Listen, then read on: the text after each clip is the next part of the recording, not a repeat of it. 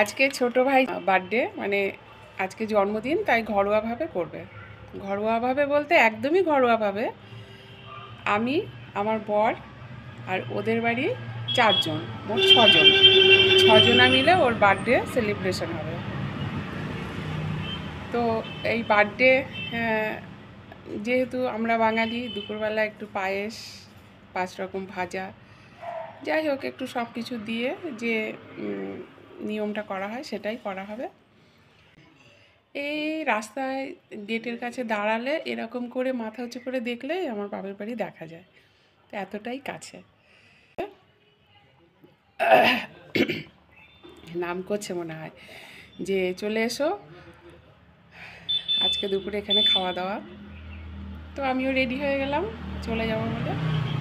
নাইটিটাই পরেছিলাম, তো যাব যখন একটু ভালো করে, বাপের বাড়ি বলে কথা, তার জন্য একটু এইটা পরেছি। আর এগুলোও তো পড়তে হবে না।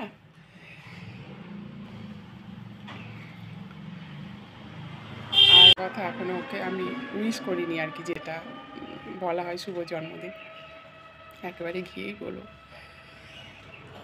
তো ঠিক আছে, তাহলে আজকে আর বাড়িতে রান্নাবান্না নেই। আমার দিনগুলো এবারে যেন খুব ভালো কাটছে সত্যি। আমার তো মানে নিজেই একা একা ভাবি আর একাই হাসি। এসে এবার মনে হয় বাড়িতে একদিন, মনে হয় না 2 দিন রান্না করেছি। বাদ বাকি দিনগুলো এই পিকনিক, নেমন্তন্ন এইসব খেয়েই আমার চলছে। তো আগের দিনও ছিল, বললামই তো, ভিডিওগুলো ছাড়ছি, ওখানে তো ভীষণ আনন্দ করেছি। এত মানুষের ভিড় আর এত অনুষ্ঠান, এত কিছু দিয়ে খুব সব কিছু মিলিয়ে মিশিয়ে ভীষণ মজা হয়েছে।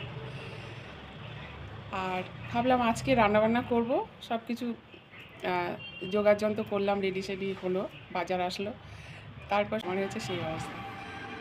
কোনো চাপ তো নেই। তো ঠিক আছে, চলো তাহলে।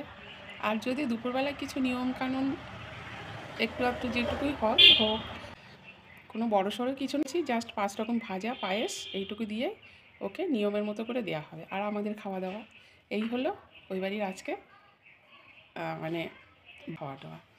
তো ঠিক আছে, চলো তাহলে।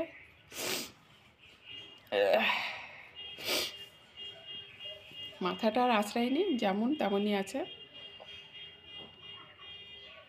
তো রাখলাম, টাটা।